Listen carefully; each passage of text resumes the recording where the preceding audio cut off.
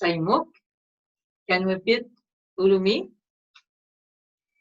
Anipisi, Unkak, Tuak, Punya.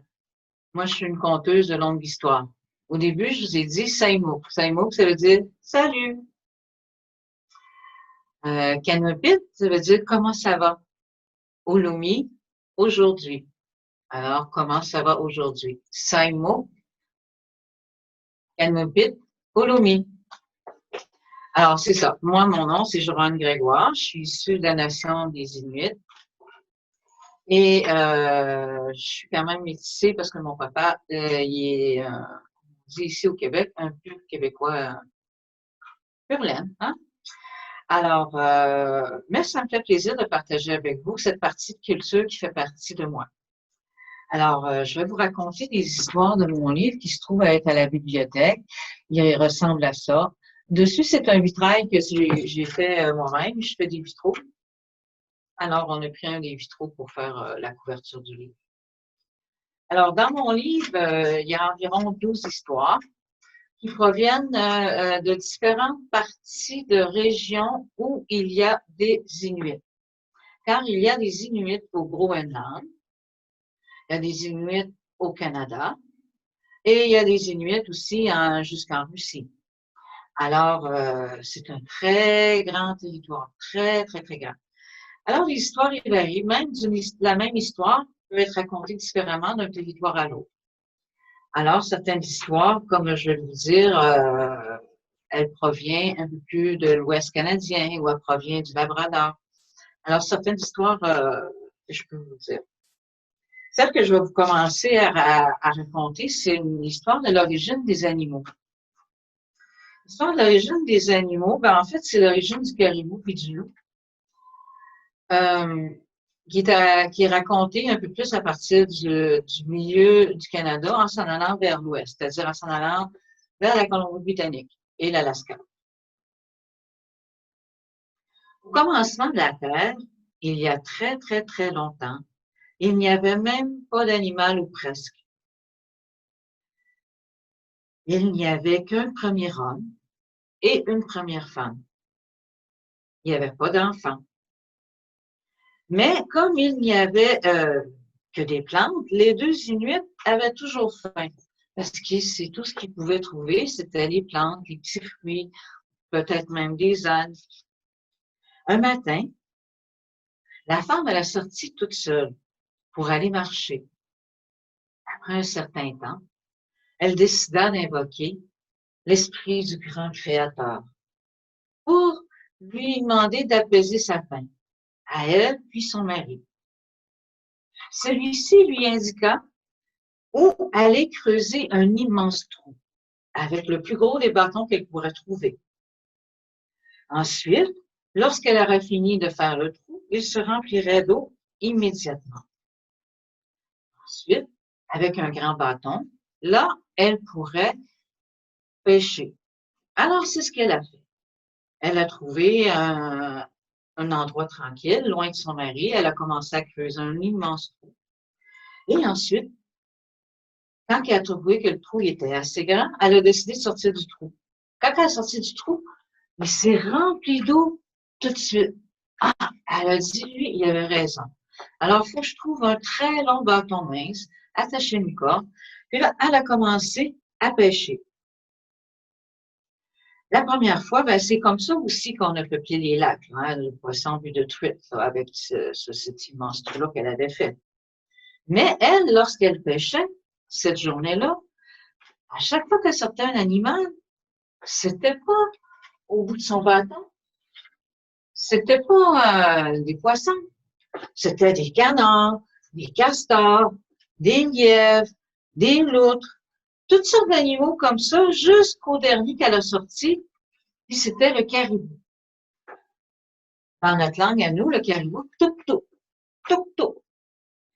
Alors, elle les a envoyés se perpétuer et faire d'autres animaux.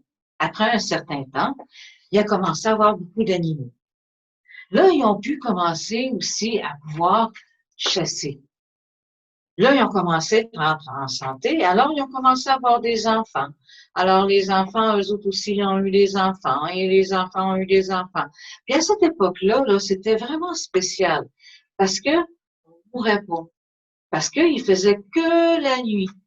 Toujours, toujours, toujours, toujours, toujours. Il n'y avait jamais de jour, parce qu'il n'y avait pas de soleil encore, il n'y avait pas de lune, il n'y avait pas encore les étoiles.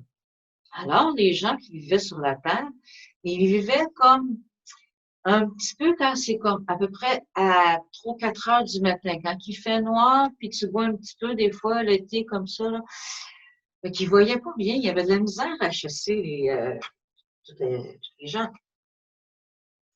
Mais éventuellement, ils ont quand même réussi à chasser beaucoup trop de caribous. Puis là, il a commencé à manquer de caribous. Là, la dame, elle, qui avait fait le gros trou au début, elle était rendue très, très, très vieille.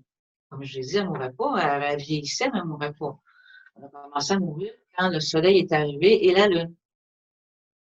Là, elle s'est dit, je vais rester dans mon igloo, puis je vais parler au grand créateur d'ici. Elle dit, le toit de mon igloo, il est tout rond, comme le ciel.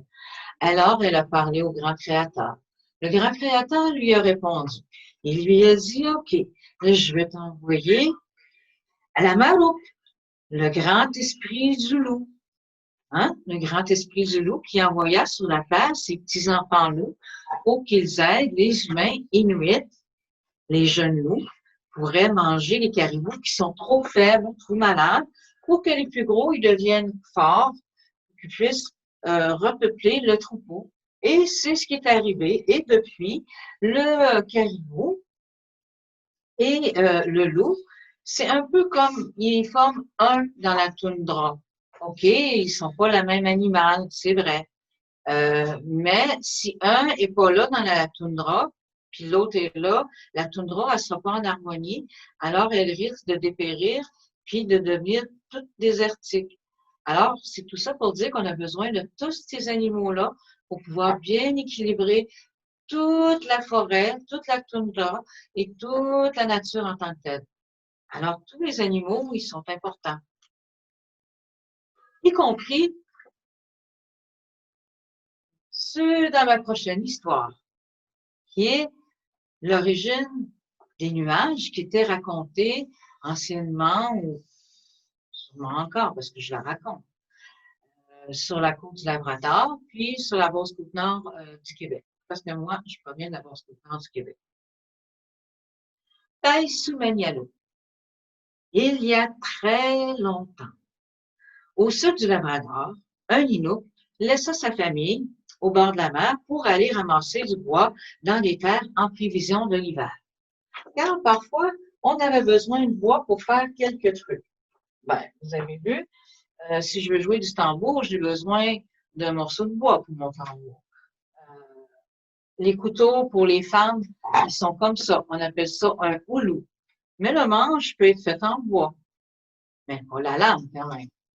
La lame, par contre, avant que le fer arrive, elle pouvait être faite avec du silex. Alors, on attachait un manche en bois. Alors, oui, parfois, on avait besoin du bois. Et tout dépendamment où c'est qu'on vivait en tant qu'Inuit, ben, des fois, le bois, il arrivait par la plage.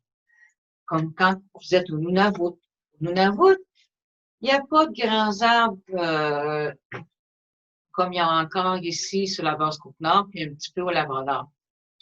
Là-bas, il n'y en a pas. Alors, il faut qu'attendre que l'arbre y arrive, lui, par la mer.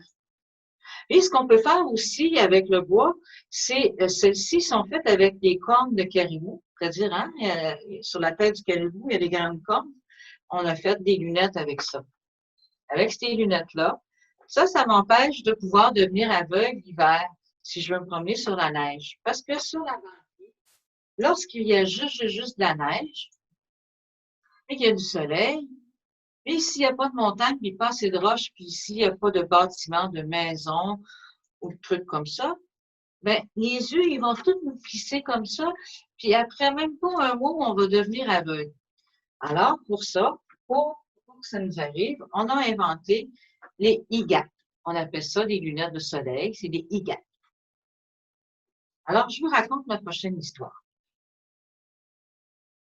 Alors, comme je l'ai dit, le chasseur, il était parti dans le bois, aller chercher sur le long de la rivière des morceaux de bois pour passer l'hiver, pour fabriquer des trucs comme je vous ai montré. Alors qu'il était occupé à ramasser du bois, un ours s'approcha de lui et l'attaqua.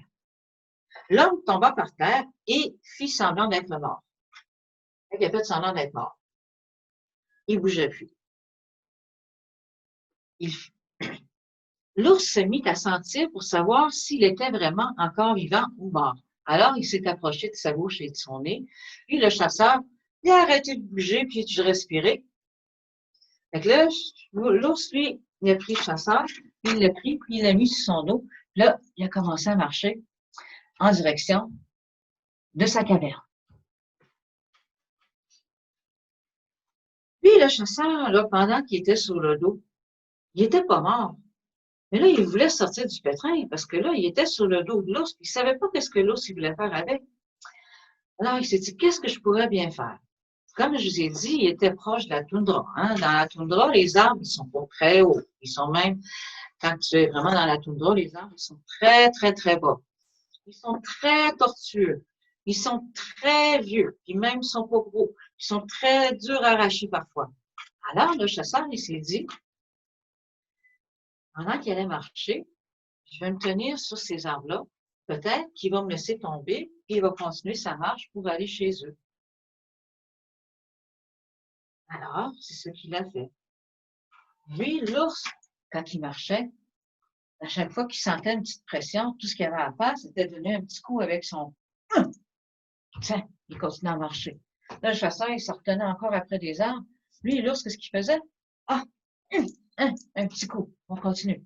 Comme ça. C'est ça qu'il a fait. Il s'est rendu jusqu'à sa caverne. Là, rendu à sa caverne, là, il était fatigué. Alors, il a déposé le chasseur, puis il est allé dans le fond de la caverne, puis il s'est endormi. Et il s'est mis à ronfler. Alors là, éventuellement, le chasseur, lui, il s'est dit, bon, là, vraiment, je pense que je suis dans le problème. Parce que là, je suis dans la maison des autres, puis je ne sais pas ce qu'ils veulent faire avec moi. Alors, ce qui est arrivé, il a décidé d'ouvrir les yeux. Parce qu'il avait gardé les yeux fermés, il faisait semblant d'être mort. Quand il a ouvert les yeux, la première chose qu'il a vue, c'est le petit ourson qui le regardait droit dans les yeux. Puis il dit, papa, papa, mais c'est Ata, Ata, en Inuk. Alors, il dit, papa, papa, la bête que t'as ramenée, elle a ouvert les yeux. Le papa ours qui se réveille. Ah, laisse-moi dormir. Hier, ralenti ma course toute l'après-midi. Là, je suis fatiguée. Laisse-moi dormir. Il est parti à ronfler encore. Alors, le petit garçon, il a continué à jouer avec ses bâtons. À l'entrée de la caverne, il y avait la maman ours aussi. Elle était en train de préparer, parce que comme c'était l'automne, elle était en train de préparer des gros chaudrons de graisse pour l'hiver, de caribou, puis de baleines, puis de tout ce qu'elle pouvait trouver pour qu'elle puisse manger pendant l'hiver quand même. Alors, quand le chasseur il avait ouvert les yeux, lui, ce qu'il avait vu à terre, c'était les bâtons. Alors, il a décidé de réouvrir les yeux, là, ramasser un bâton, puis là, il ne l'a pas blessé quand même le petit ourson. Alors, il l'a juste poussé de son chemin. Il est allé voir l'ours, le gros papa ours. Puis, avec son bâton, il l'a assommé pour qu'il puisse avoir juste le temps de se sauver. Mais là, ce qu'il ne savait pas, c'est qu'il y avait la maman ours dans l'entrée. Quand il est arrivé dans l'entrée, là, elle était devant ses chaudrons. Alors, lui, avec ses pieds, il a renversé le chaudron. Là, la maman ours s'est tournée de bord pour peut-être chicaner son mari ou son gars, peut-être son ourson qui avait fait tomber le chaudron de graisse. Alors, le chasseur, il en a profité pour sortir de la caverne et partir à la course. Tout de suite, elle s'est rendue compte que c'était pas son petit ourson parce que lui, il était couché là-bas puis il pleurait, elle savait pas pourquoi. Son mari, il ronflait plus, il respirait. Puis là, elle venait de comprendre que c'était la bête, le chasseur qui avait assommé son mari. Alors, elle a parti à la course après le chasseur. Là, il courait, puis il courait, puis il courait, puis il courait. De temps en temps, le chasseur, il regardait derrière lui. Puis là, ce qu'il voyait, à un moment donné, il a vu la maman ours. Ah, là, je suis fatiguée, moi, je suis pas fort comme un ours, là. Je sais pas comment je vais faire, là. Comment je vais faire? OK, s'il vous plaît, le grand créateur, viens m'aider, là. Je suis pas capable de m'en sortir toute seule. Avec son bâton, il a décidé de faire une grande ligne à terre. Et là, ce qui s'est passé, c'est que la ligne, elle s'est séparée en deux, puis elle a fait une falaise. En bas de la falaise, maman ours s'est ramassée en bas de la falaise, puis le chasseur, il s'est ramassé en haut de la montagne. Alors, le chasseur, lui, il a continué à courir. Mais la maman ours, elle, qui était en bas de la montagne, elle n'était pas contente, là. Elle voulait, là, monter puis retrouver le chasseur. Elle a gravi la montagne rapidement. Puis là, elle a continué à courir. Puis le chasseur, il courait, puis il courait, puis il courait. De temps en temps, il regardait derrière lui, voir s'il n'y avait pas encore la maman ours qui suivait. Et il voit la maman ours. Là, il dit, ça n'a pas de bon sens. Il dit, je pourrais pas continuer. Il faut que le grand créateur il m'aide une dernière fois. Je t'en supplie, une dernière fois, viens m'aider. Je t'en supplie, grand créateur. Il fait une grande ligne à terre avec son bâton encore. Là, le grand créateur, il décide de faire une grande rivière entre les deux. Alors, la maman ours, elle se retrouve d'un côté et le chasseur, il se retrouve de l'autre côté. Le chasseur, il a laissé tomber son bâton, puis il s'est assis sur une roche, et il a commencé à se reposer. Elle, la maman ours, elle a continué à courir jusqu'à temps qu'elle arrive sur le côté de l'eau. Quand elle est arrivée sur le bord de l'eau, là, elle a crié. Pour elle, là, c'était pas un chasseur, hein, c'était une bête. Elle a crié, « Hey, la bête! Comment t'as fait pour traverser toute cette grande étendue d'eau-là? » Le chasseur, lui, est parti à rire. « Ah, ah, ah, ah! Mais voyons, maman ours, j'ai nagé, puis j'ai bu. » Alors, la maman ours, ça s'est mis à nager, puis à boire, puis à nager, puis à boire, puis à nager, puis à boire, puis à nager, puis à boire, puis à nager, puis à boire. Puis elle s'est rendue jusqu'à l'autre côté. Le chasseur, il était tout surpris. Là, il savait pas trop quoi faire. Prendre son bâton, partir à la course, qu'est-ce qu'il devait faire? Mais là, elle avait tellement bu d'eau, qu'elle avait plus de jambes. Elle avait juste des petits bouts de pattes. Fait que là, elle pouvait plus courir après le chasseur. Fait qu'elle a décidé de faire la seule chose qu'elle pouvait faire, c'était de s'asseoir. Fait que, quand elle s'est assise, elle a explosé. Puis pour la première fois de la vie, sur la Terre, il y a eu le brouillard, et par la suite, il y a eu des jours de pluie, et quand le froid est arrivé, il y a eu la neige, et depuis ce temps, il y a les 4 saisons. Ah, je sais que c'est bizarre à dire, mais c'est Maman Ours qui a explosé, qui a fait les 4 saisons. Alors, je ne sais pas si donc, on va faire pour savoir.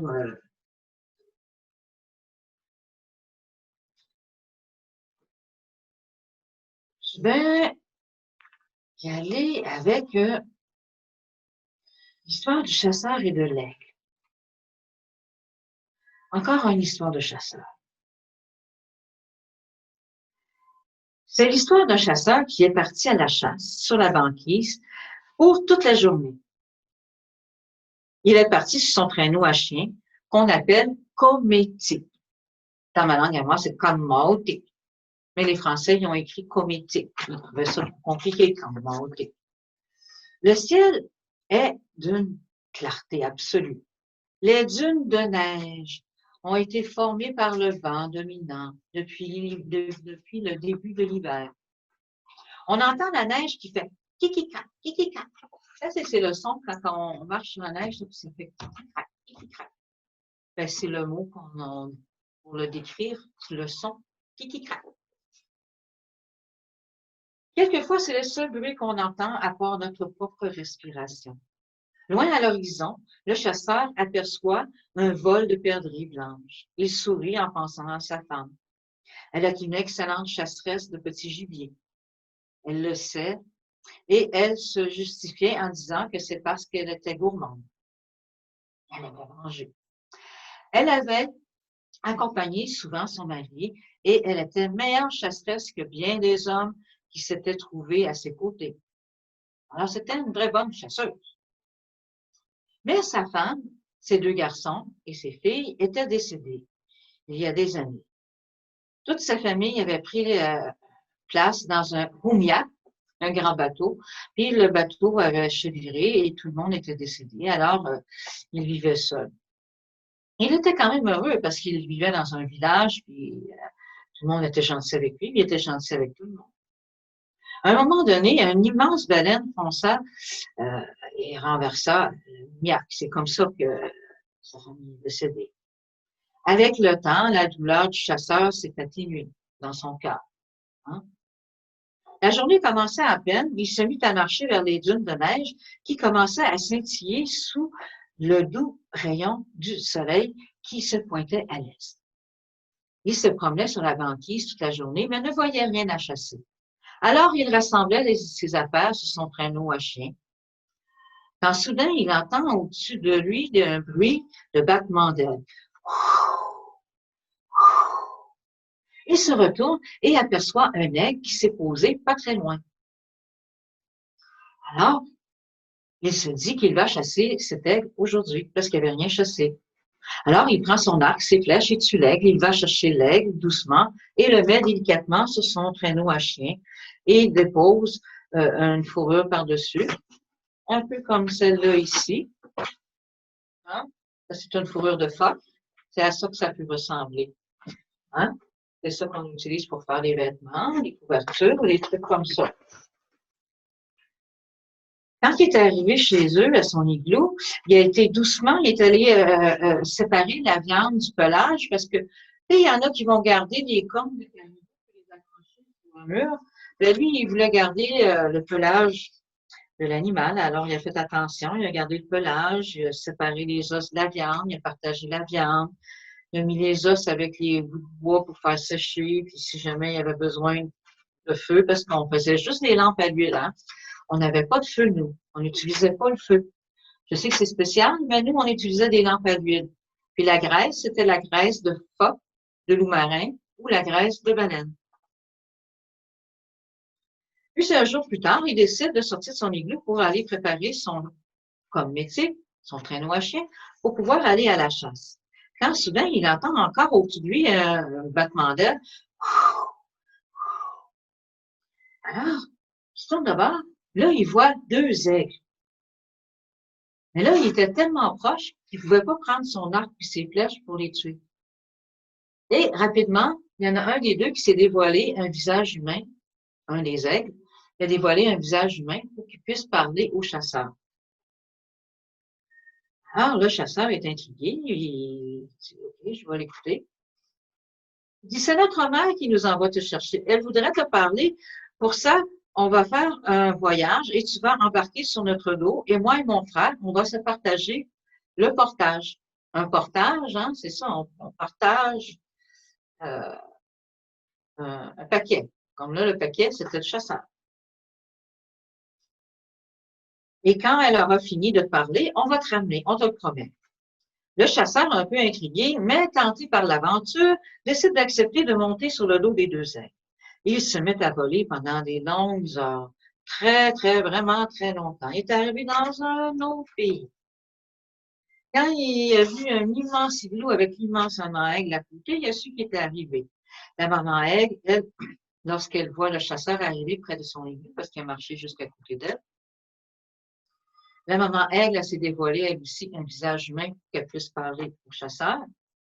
Elle dit, je t'ai fait venir parce qu'elle dit, je sais, elle dit, je veux t'offrir un cadeau. Parce qu'elle dit, je sais que tu as fait attention quand tu as chassé mon fils, puis elle dit, tu as même gardé son pelage comme décoration, tu as partagé la viande. Alors, je veux te donner un cadeau. Là, le chasseur, il est un petit peu sceptique, mais il dit, oui, mais c'est quoi que tu veux me donner comme cadeau? Ah, elle dit, c'est tout simple. Elle dit, tu as juste à rentrer dans mon igloo. Et elle dit, dans tout ce que tu vas voir, elle dit, choisis un seul item. Elle dit, je vais le partager avec toi. Et c'est OK.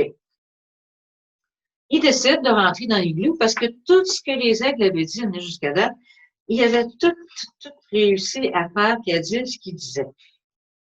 Alors, le chasseur, il rentre dans l'igloo. Mais là, quand il est rentré dans l'igloo, il est tout surpris.